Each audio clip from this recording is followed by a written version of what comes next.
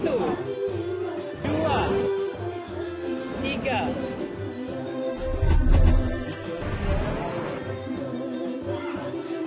empat, lima, enam, tujuh, lapan, sembilan, 10. Selamat datang ke Malaysia. Ano? Sama ka sa biyahe ko?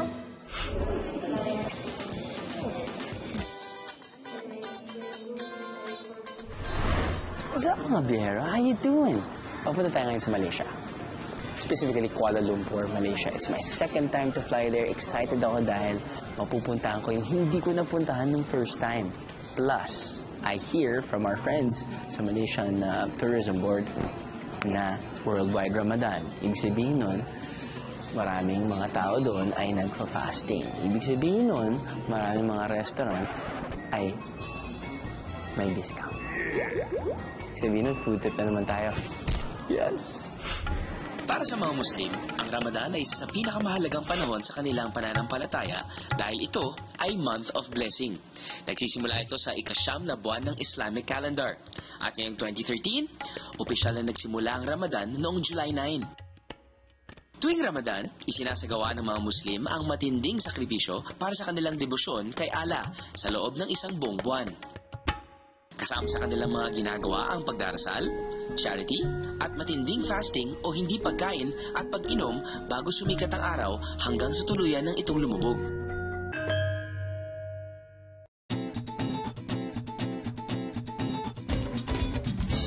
Pero don't worry, biheros, hindi porke Ramadan ay wala ng food trip. Dahil sa Malaysia, napakaraming sale at discount sa pagkain kapag buwan ng Ramadan. Totoo kaya to? There's only one way to find out. Dahil bibisita ulit tayo sa ibang bansa, mainam na baunin ng ilang tips na to, mga bihero. Pack light at maglaan ng lugar sa inyong maleta para sa iuuwi niyong mga pasalubong. I-save na sa cellphone ang inyong passport number dahil lagi niyo itong kailangan isulat sa immigration cards na isusumite sa immigration counter. Alamin ang lagay ng panahon sa bansang inyong pupuntahan para akma ang inyong japorms at mga dadalhin damit. Don't be late. Always arrive early. And that's 3 hours before your international flight departure. And of course, picture in pag may time. Sakay ng aming official airline partner, Cebu Pacific Air. 2,500 kilometers rin ang liliparin namin para marating ang Kuala Lumpur. Aabutin rin ng mga 4 na oras ang biyahe. Kaya naman dapat meron kang nakahandang pagkakabalahan sa biyahe. Pwede mong magamit ang oras na to para mag-review ng ilang useful words and phrases sa bansang pupuntahan mo. Selamat, tolong, lagi, kanan, ingat. Nakakatawa, no? Maraming parehas na salita ang bahasa at Filipino.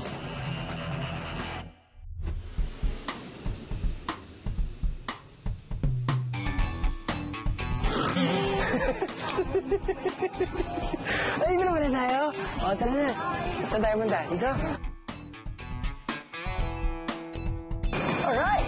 Finally, after 3 hours and 40 minutes, nakakalapag na tayo dito sa Kuala Lumpur. Actually, may 2 airports ang Kuala Lumpur. Yung Kuala Lumpur International Airport and low-cost carrier terminal. Welcome to Malaysia. We take about 1 hour if no traffic jam. Multi-ethnic at multi-religious ang bansang ito. Kaya huwag magtataka kung iba't ibang lahi at kultura ang inyong mga kasalamuha dito. Higit kalahati ng populasyon ay Malay, 25% naman ay Chinese, at ang natitira ay Indian. To welcome you to Kuala Lumpur. Alright!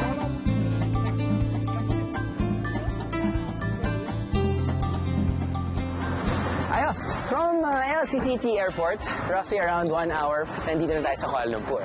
At syempre, mula sa airport, hindi na ako didiretso sa hotel. Didiretso na muna ako sa Chibugan. At nandito tayo ngayon sa isa sa mga, siguro, old-time restaurants na sobrang sikat dito sa Kuala Lumpur. Ang tawag dito ay Nasi Kandar Pelita.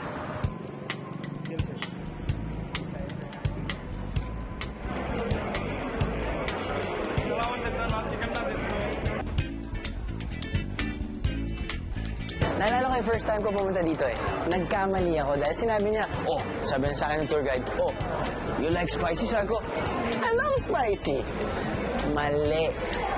Dahil yung binigay sa akin ng pagkain, hirap na hirap ako ubusin dahil sobrang anghang. So yan, tip lang yan mga biyahero. So ngayon, i-orderin ko siguro yung mild spicy level nila. Dinarayo ang sikat na restaurant na to dahil sa kanilang masarap na fusion ng Indian Muslim or Indian Malay specialties. Akalain yung nagsimula lang ito noong 1985 na isang maliit na stall. Pero ngayon, isa na tong successful restaurant food chain na makikita sa iba't ibang sulok ng Malaysia. Banyak nantinya. Ikan sambal lagi bagus sedapnya. Ano raw? Ang ibig sabihin ng salitang Malay na nasi ay kanin. Gaya ng salita ng mga Kapampangan. Ang kandar naman ay yuk. Samantala, ang pelita naman ay lamp na sumisimbolo raw ng isang maliwanag o makinang na negosyo. Magdamagan din ang kinang ng lugar na to na bukas 24/7. Saan ka nagaling? Kanina pa kita inaantay. Ano ba? Ayan na, nakahanda na yung appetizers natin. Okay, halika. Ito, tawag dito ay, mukhang pancit bihon, no? Diba? Actually, pangalan din yan, bihon goreng. Apparently, ang bihon, small noodles. Same language.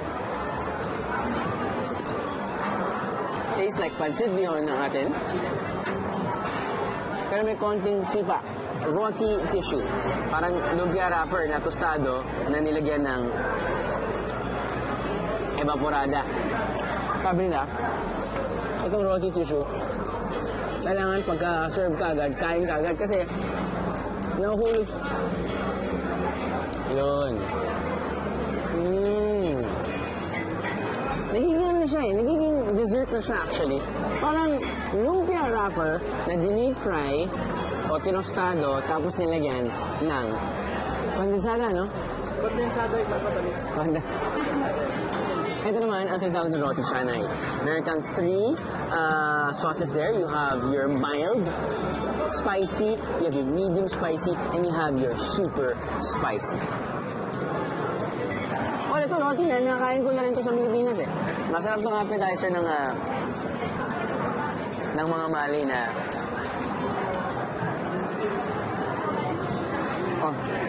habang inaantay mo yung in-order mong main dish or main entree, papakin mo muna ito. Ayos. Yan naman. Appetizers pa lang yan, biyeros.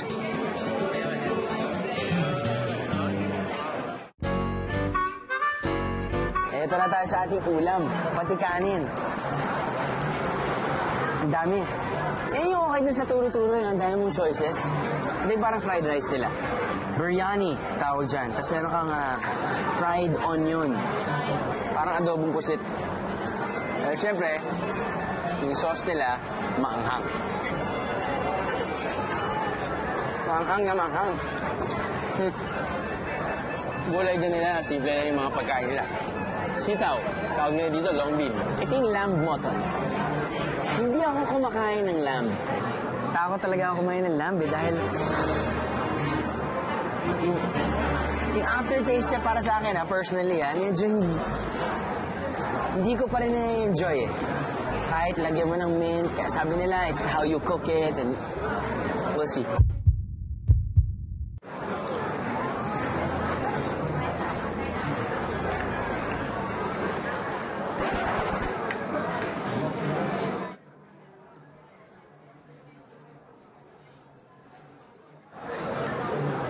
It tastes like beef.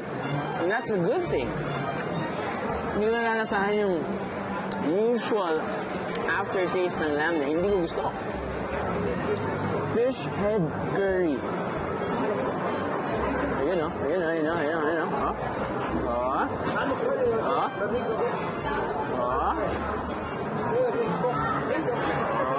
Tapos lalagyan mo, ididip mo dito.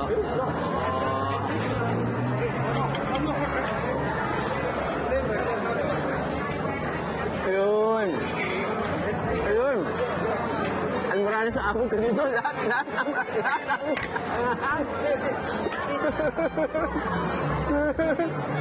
Ito na yung Ang gasto sa food trip na to, naglalaro mula 7 to 30 Malaysian ringgit per person. Sa palitan na 1 ringgit to 14 Philippine peso, papatak ang food trip budget nyo sa 100 to 400 pesos. Pero kung nalilito kayo at nahihirapang mamili sa dami ng items sa kanilang menu, buffet ang sagot dyan. Dito sa Songket Restaurant, matitikman mo na ang halos lahat ng mga masasarap na Malaysian food sa kanilang Eat All You Can buffet.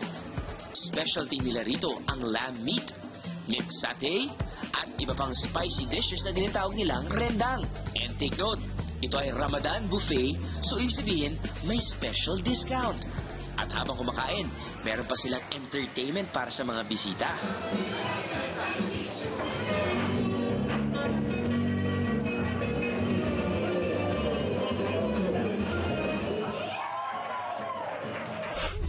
Susunod!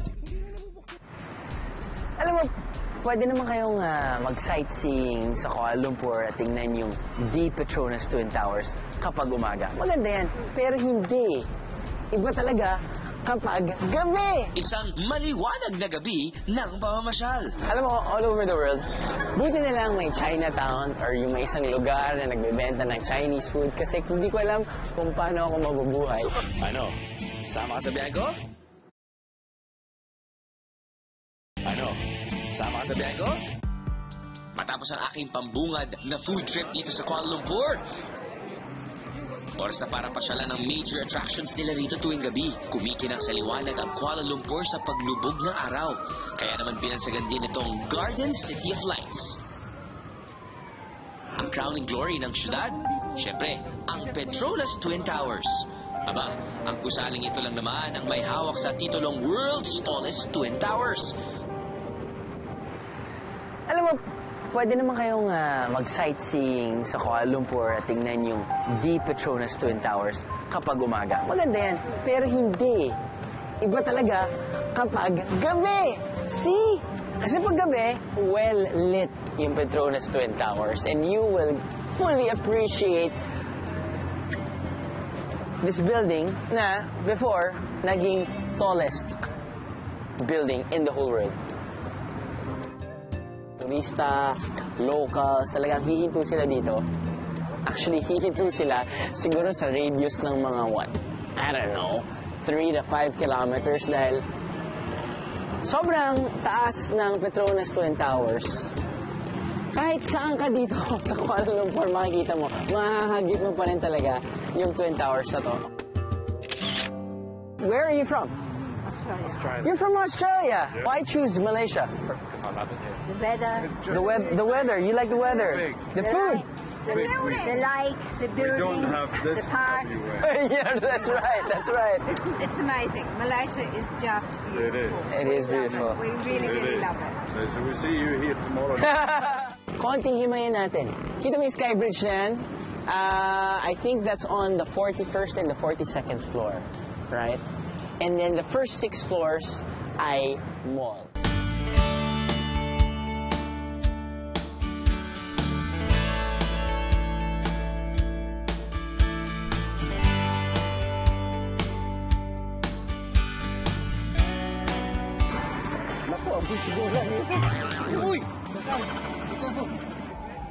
Guys, sa Singapore, sikat din dito sa Malaysia ang mga tabi-tabing food stalls na nagtitinda ng street food.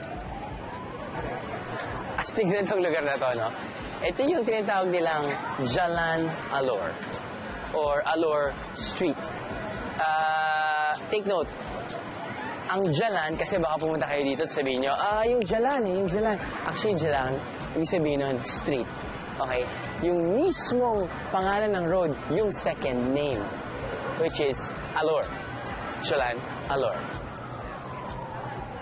Hipon ba to? Lobster. Excuse me? What is this? Prawn? Kumain ka na ba? Masra. Ay, mga kababayan, kung gusto nyo dito sa may Jalan Alor, itong pinakasikat na mga restaurant sa mga Torresta, ayun.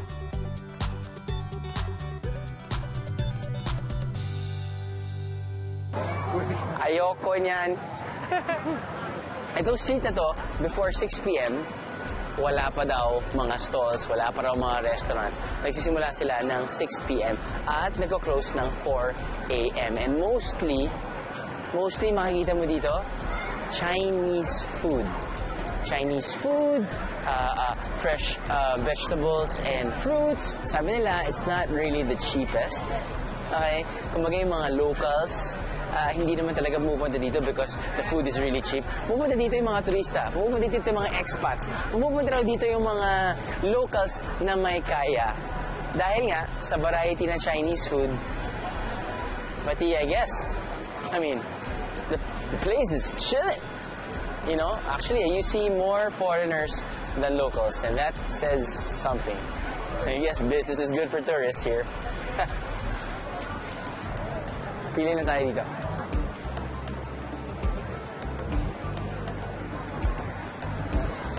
Remember my rule na kunyari pumunta ka sa isang lugar na hindi mo alam kung saan kakakain dahil napakadaming mga sa restaurants. Ang rule ko, di ba? Kung saan yung pinakamaraming tao, dun yung patok. Eh, problema, halos lahat ng restaurants dito maraming tao eh.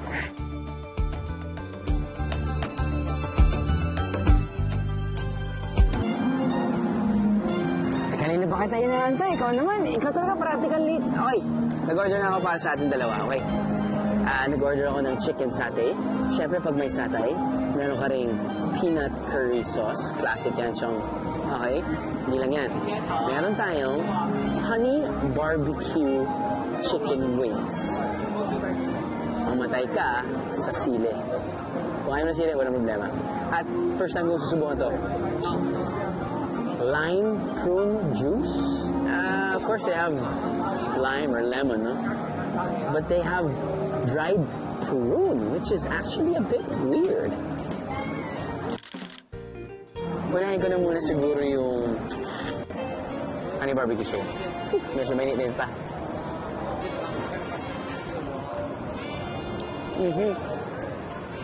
Naku, magugustuhan ito yung uto ko. Panalo. That's why ang sarap maging pulutan to.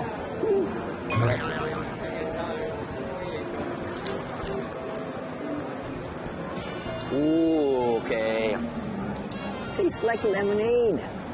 It's sweet, citrusy, flavorful. Great combination. Thank you.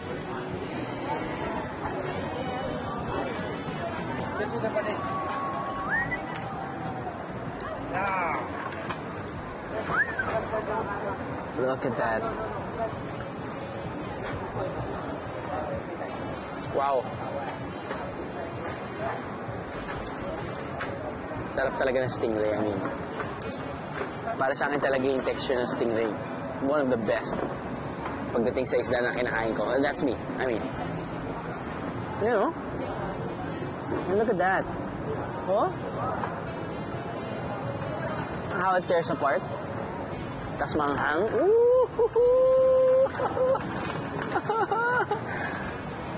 Wow. Ang dami pwedeng maging sarsa eh. Pwede ka kumuha dito sa sauce na to.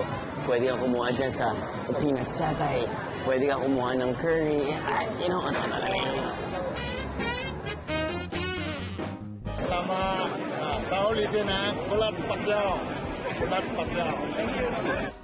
Kung gusto niyo namang mas murang street food, aba, perfect ang timing dahil buwan ng Ramadan. Kung todo sa fasting o pag-aayuno ang mga kapatid nating Muslim, hindi naman nila pinagdadamot ang mga masarap nilang pagkain. In fact, nagsusulputan ang mga Ramadan bazaars tulad nito sa Kuala Lumpur. Make sure na mabisita nyo ang mga isa sa pinakasikat, ang Bazaar Ramadan Kampung Baru.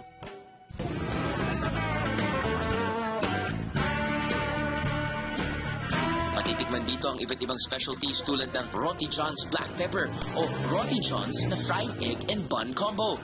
Simple, pero rock. Kita nyo naman, talagang pinipilahan. The best din daw ang spicy biryani na isang spicy meat specialty. Pizza. Name that pansit. they have it. At iba't ibang satay o ang Malaysian version ng barbecue. Sulit sa food trip. Susunod! Cute yung lalaki. Cute siya. Cute yung mga puti. My husband's lover. At ano to? May extra pa ang inyong biyahero sa isang Bollywood action movie. Cut! Ano? Sama ka sa biyahe ko? Ano? Sama ka sa biyahe ko? Sobrang siksik at sulit ang unang gabi ko rito sa Kuala Lumpur, Malaysia. Now it's time to recharge at mag-relax sa aking tutuluyan. Maswerte akong makaka-check-in sa isang luxurious 5-star hotel. Nakaka-excite din ang breakfast buffet dito dahil sobrang dami ng pagpipilian. Hindi nakapagtatakang nasungkit ng hotel na to ang 2013 Traveler's Choice Award sa isang famous travel website sa internet. Oh, let's check out my room, shall we? Nauna pa kayo Ayos Parang mas excited pa yata kayo sa akin pumasok sa magandang kwarto natin dito sa hotel. Hashtag, you love my job. Okay. Pasok. Welcome to my room. Ayos ba? Royal Tea. Ano nga ba ang kasama sa isang 5-star hotel room? Siyempre, flat screen TV. Magandang bed. Magandang view. Magandang CR. Sino to mga to? Grabe! Wala ba kayo niya? Walang privacy! Shit! 5-star hotel? Well, medyo mabigat nga naman sa bulsa. Pero don't worry mga biyero, marami namang mas affordable accommodation options dito sa KL. Ang kanilang classic rooms, 2,000 to 3,000 pesos lang per night. Pero kung namamahalan pa rin kayo, kailangan nyo lang tumuwid for the less expensive option. Sa Anjung KL Guest House, gagastos ka lang ng 20 to 25 ringgit o 280 to 300 pesos per night. Air-conditioned rooms? Check. Walang sariling CR ang bawat kwarto, pero meron namang 4 na common toilet and bath. Look at this bathroom. Actually, pwede na ako maglagay ng isa pang king-size bed dito. Pwede na. Separate door for the showers. Separate door for number 2 at bathtub. One episode gusto ko lang magsuot ng bathrobe. Hindi lang dito sa hotel room. Gusto ko kahit nag-feature tayo ng mga restaurant sa labas. Bathrobe. Oh no! Sayang Kahit walang magmamasahe sa akin ngayong gabi. Papunta pa lang ako thinking of opening my hotel room is therapeutic for me. Bathtub mamaya. Punta ko dito. See? Saan yan? Ang maganda dito, yung run route namin, which is KLCC Park, ang lapit lang dito. Tatakbo ka lang siguro mga 5 minutes from here and then you reach the running route. So, hindi naman tayo magka-roommate. Pwede ka na rin umalis. Maaga pa tayo bukas. Bye! Gaya nga nasabi ko, paggising kinabukasan, it's time for Biyahero Run! O mga biyahero, hindi nalipat sa gabi ang schedule ng ating pagtakbo Talagang nahuhuli lang sa pagsikat si Haring Araw dito sa Malaysia. Mistulang isang concrete jungle ang KL sa dami ng nagtataas ang itong gusali. Kaya talaga namang refreshing ang 50-acre tropical landscape park na to. Very ideal pa sa runners ang disenyo nito. Para sa mga babiyahe dito sa Kuala Lumpur, pagtatakbo kayo dito sa KLCC Park at wala kayong relos, no problem dahil meron silang, tawag ko dyan, wall clock. No? Napakalaking wall clock. At kung mapapansin niyo yung oras, kakataas lang ng araw. Medyo late nagsistart yung kanilang araw. Okay, one more round. kinaganda dito sa KLCC Park. Meron namang two running routes eh, pero ito yung mas appropriate dahil mas makapit yung daan dito. Kaya makikita nyo, maraming mga tumatakbo dito. At kung nauuhaw kayo, may malinis na tubig. Okay.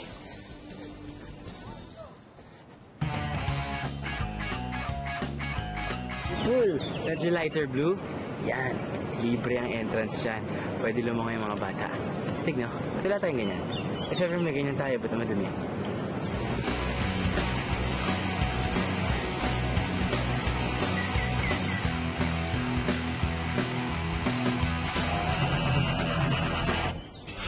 Ngayon, oras na para pasyalan ang iba pang major attractions dito sa KL. Pero this time, magko-commute lang ako. So usually ginagawa ng mga locals dito, they live outside of Kuala Lumpur para hindi masyado magastos, no?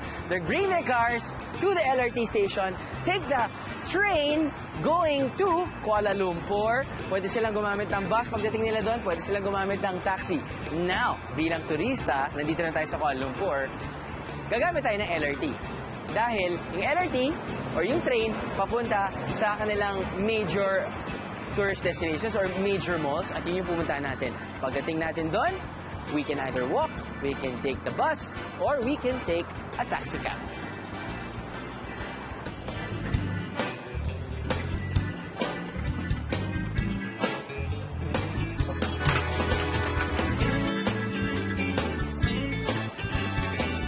Mula dito sa KL Central, I'm off to Masjid Jamek Station para puntahan ang isang makasaysayang lugar sa KL.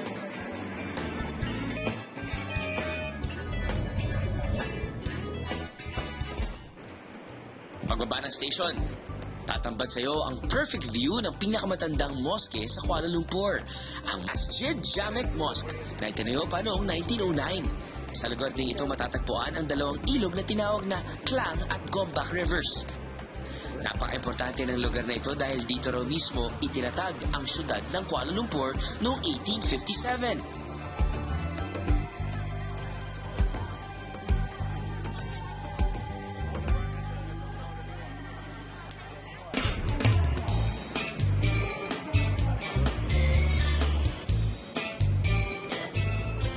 Hello.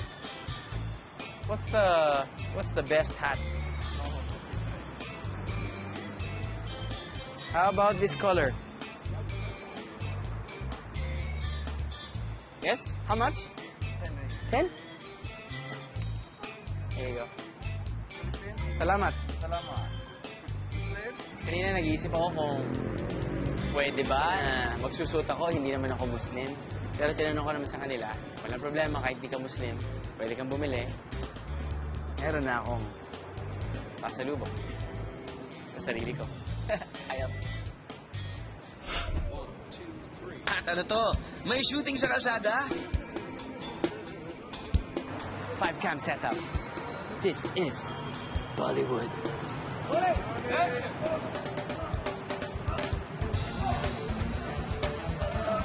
God!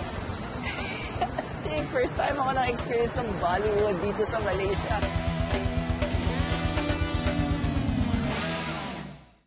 Are you action star? Yeah. Action star? Yeah, Fight?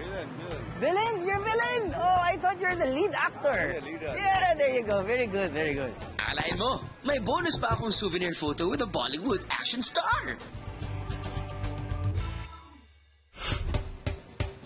Matapos mag-LRT, susubukan naman nating mag-city tour sakay ng KL Hop-on Hop-off bus. Kung tayo sa Pilipinas, may Roro. Dito sa Malaysia, merong Ho-ho bus. Ito yung the best. Kapag turista kayo at pupunta kayo dito sa Kuala Lumpur, bibili kayo nito. Hop-on, hop-off bus. Bayad lang kayo ng 500 pesos. Tapos nun, the whole day magsawa kayo. Sulit to guys, sulit. At mas sulit dahil meron ka pang mga kasamang mga turista katulad mo.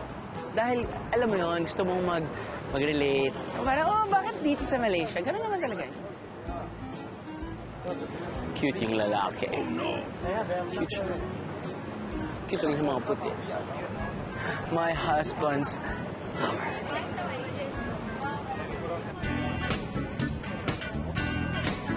makikita rin natin yung mga major attractions with the corresponding bus stop numbers. Nandito tayo ngayon sa number 6. Ang pupuntahan natin ay ang Central Market, which is number 9. So, may 1, 2, 3 stops tayo.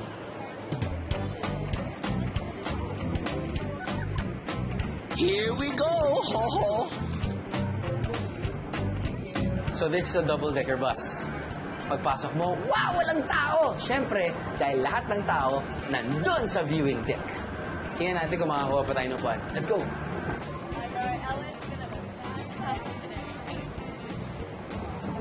Wala ng tao. I mean, wala nang kwan. Sayang, mabilis na puno ang seat sa viewing deck. For information, Malaysia is a multiracial country with 3 major races, which is Malay, Chinese, and also Indian. So Talaga namang tuwang-tuwa ang mga turista sa Ho Ho Bus. Enjoy kasi ang biyahe, informative at madali pang sundan ang ruta. Alright, this is our stop. Let's go! Okay, nandito na ngayon tayo sa stop number 9, which is the Central Market. Panalo to kapag meron kayong gustong iuwing pasalubong para sa minamahal nyo. Dahil marami silang variety at the same time mura. And after shopping for pasalubong, pwede kayong maglakad papuntang Chinatown and have some grub.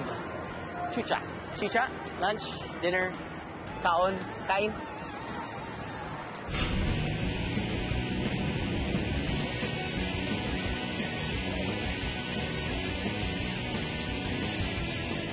Feeling ko na sabihin nila shopping center ako. Or Tutuban. Or 168 Mall. Up next, it's pasalubong time! And of course, isa na namang food trip to cap off our KL trip. So, dangerous to. Magsisimula tayo sa mga hangkagad. Okay, you want it that way? No problem. Automatic winner. Ano? Sama ka sa biyahe ko? Ano? Sama ka sa biyahe ko? So far, so good. Buti na lang, nag-ikot tayo by way of public transportation. Otherwise, hindi sana natin nakita ang Bollywood shooting. Di ako nakabili ng Muslim headwear at di ko nakasalumuha ang iba't ibang kapwa turista ko sa Ho Ho Bus. Next sa aking listahan ay ang religious site na dinarayo raw ng mahigit 5,000 tourists every day. Okay, so ako na ang pang 5,001. Located 13 kilometers north of Kuala Lumpur, matatagpuan ang Batu Caves. Isa itong importanteng religious site ng mga Hindu sa labas ng India.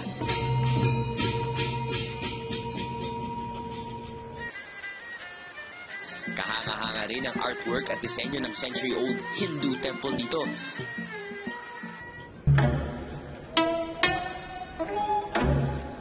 May taas na 43 meters o 135 feet ang kulay gintong statue na ito ng Hindu deity Lord Murugan. Akalain mo, nakaubo sila ng 300 liters ng gold paint para lang sa estatwang ito. Ito raw ang pinakamataas na estatwa ni Lord Murugan sa buong mundo.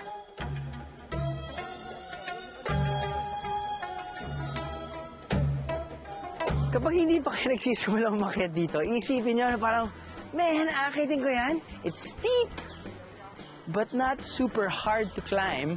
I guess pupunta na yung mga tao dito. Challenge eh. Challenge para sa kanila yan eh. And it's actually a great picture-taking destination or photo opportunity. Pero ang pinaka-challenging talaga sa pag-akyat ay ang pakikipagpatintero sa mga unggoy dito. At pag natipuhan ng unggoy ang iyong pag-ae, patay. Huwag na naman makipaghilaan at baka makagat ka pa nito. Kung hindi naman pagkain ng laman, iiwan lang nila ito. Kung hindi mo naman trip na pasukin ng Cathedral Cave, sulit na rin ang napakagandang view mula sa tuktok. Yan ang premyo mo sa nakakapagod ang pag-akyat. Siyempre, pagkatapos mo akitin, bababa ka din, bili ka ng buko juice.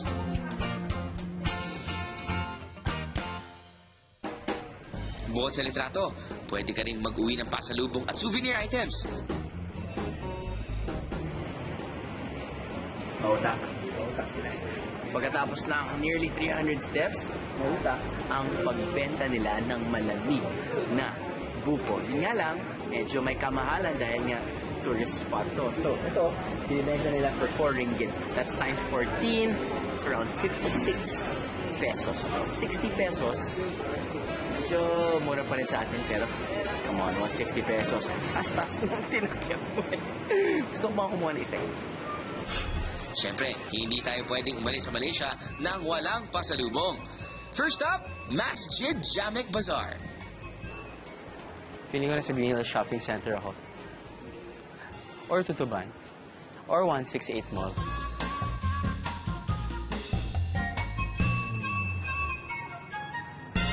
Ito siguro magandang puntahan kapag siyempre, bago kayo umuwi, gusto mong bumili ng pasalubong para sa inyong mga minamahal, mga kaibigan. I guess best pasalubong item will be the Petronas Twin Towers. May plato, paperweight, lighter. Average price is around 20 ringgit. Thanks.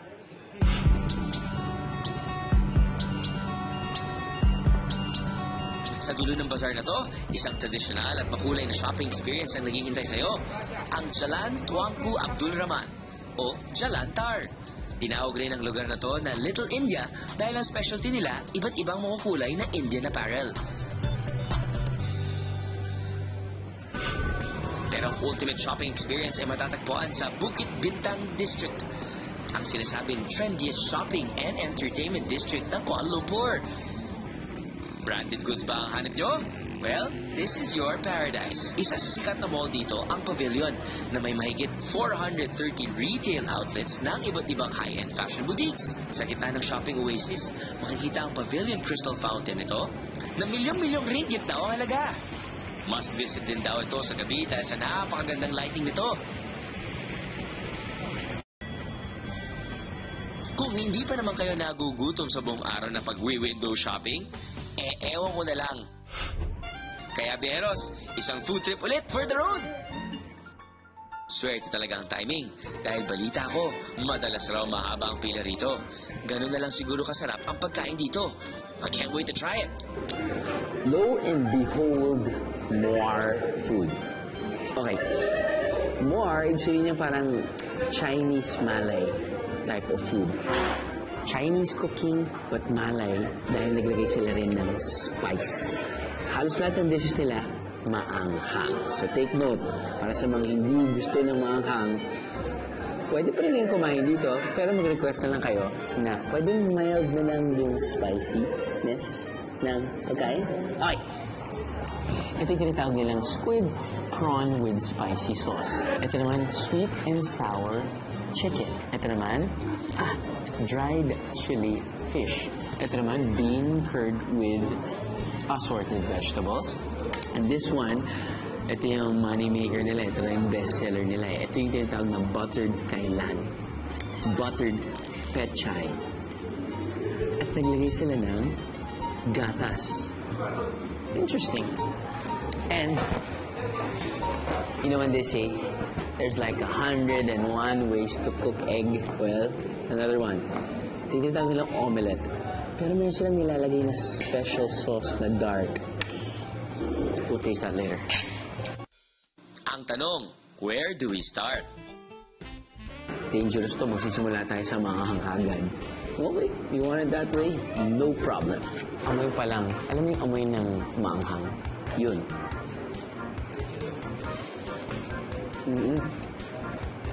Ito yung gusto kong klaseng anghang. Yung unang subo mo pa lang, mapapaubo ka na. Panalo. Bean curd. Ang problema. Bean curd.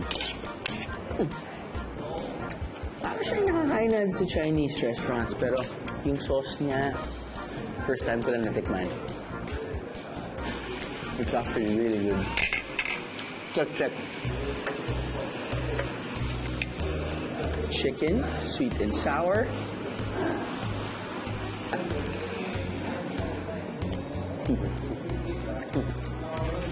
Nagustuhan ito ng mga bata. Ito interesting. dark sauce with dried chili. Alam mo pag dried eh. Intensive flavor. Dried, love it. Dried chili. Yun. Yun. Automatic winner. Winner, winner. Fish with dried chili dinner. Dahil nakilala ang resto na to sa specialty nilang buttered kailan, silipin ko nga sa kusina kung paano nila ito niluluto. Pinapainit pala ng husto ang mantika para maging super crispy ang kailan o pechay.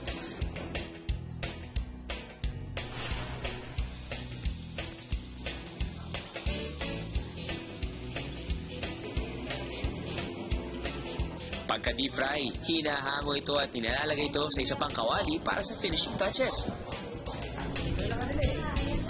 Buti na nakatagpo tayo ng Pilipinas, nagtatrabaho dito kasi baka mahirapan tayo. Low speed na ako sa Chinese o Malay o Bahasa o hindi mo maintindihan kasi maraming mga diverse talaga yung kultura dito. Hoy! Tiga saan ko kayo? Taga Quezon and Panta. Ilan taon na ho kayo dito? Mag-27 taon na po. 27 taon na. Okay. Hindi mo kayo sa mga... Magaya nilang ho kayo sa mga... Ay, mabuhay po sa Pilipinas. May pamilya niyo po. Mabuhay sa aking anak. Buhay pa naman sila, ano? Buhay. Ayan. So ito ang tinatawag nilang buttered kailan or buttered pechay. Yes. Yan. Mabilis lutuin, masarap ihalo sa kanin, tapos mag-order ka pa ng ulam. Doon mo kukunin yung protein. Ma'am, maraming salamat. Okay. Serve na natin kayo. Marami din salamat sa inyo. Thank you.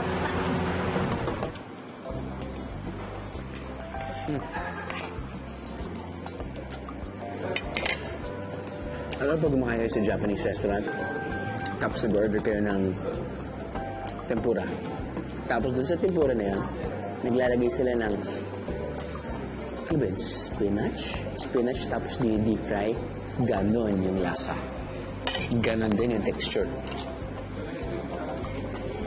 I actually love it. Siyempre, hindi kumpleto ang more experience kung walang dessert. Kanilang dessert, chendol. Looks weird. Honestly, for me, it looks weird. But hey, highly recommended daw. Okay? Okay. So, para siyang halo-halo. Yun. Actually, it's pretty good. I mean, after eating so many dishes na medyo spicy, good way to end your meal.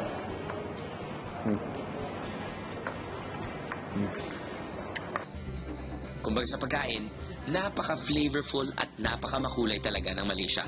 Sa iisang lugar, mapayapang nagsasama-sama at namumuhay ang mga residente nitong may iba't ibang lahi, kultura at relihiyon. At dahil nga napaka-tourist friendly ng mga lugar, hindi nakakapagtakang nagkalat ang mga banyagang bisita sa kahit saang sulok ng Kuala Lumpur. At ang pinaka-importante, pwede ditong magbakasyon at mamasyal na hindi mabubutas ang inyong bulsa.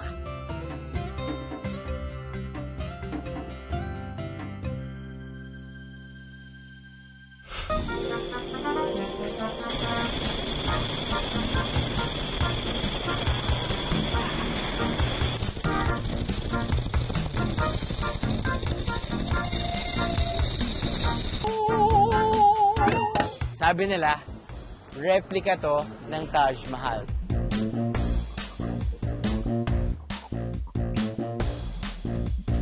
Yun, pwede. Pwede siya. Pwede siya, hindi pa ganun pa. Ito yung tinanggal ko. Kita mo to? Nasusunog na yung papel, oh. Tingnan natin kung ano yung lasa ng egg tart nila dito.